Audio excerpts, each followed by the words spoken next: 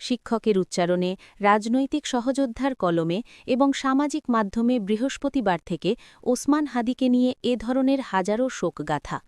কিন্তু এ কেবল শোকগাথা নয়, স্বজন বন্ধুদের কণ্ঠে এক দাবি, এই রাজনৈতিক সহিংসতার বিচার হতে হবে।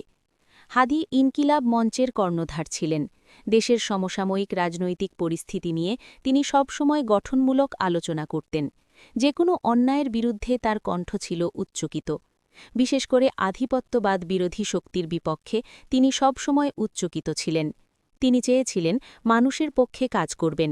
তাই রাজনীতি না করলেও ঢাকা ৮ আসন থেকে স্বতন্ত্র প্রার্থী হয়ে প্রতিদ্বন্দ্বিতা করতে মাঠে নেমেছিলেন।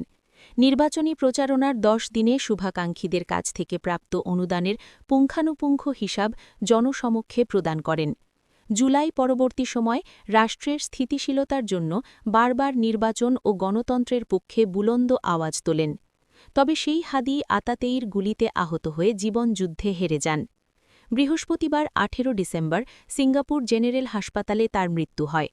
হাদিকে শহীদ হিসেবে মর্যাদা দিয়ে রাষ্ট্রীয় শোক ঘোষণা করেছেন প্রধান উপদেষ্টা।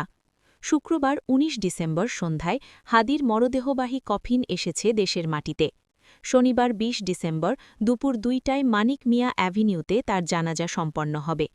সারা দেশের মানুষ শেষবারের বিদায় জানাবে তাকে।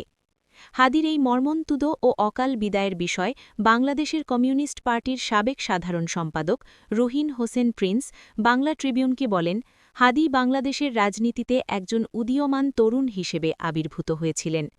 তার সঙ্গে আমাদের অনেক বিষয়ে মতবিরোধ থাকতে পারে, তবে সমসাময়িক রাজনৈতিক বিষয় তার উচ্চকণ্ঠ দেশের রাজনীতিতে প্রভাব ফেলতে শুরু করেছিল।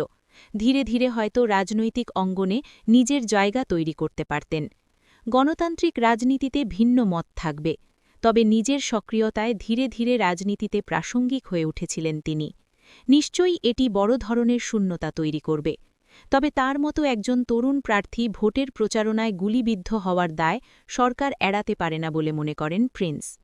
তিনি আরও বলেন, এ নিয়ে কোনো সহিংসতাও কাম্য নয়।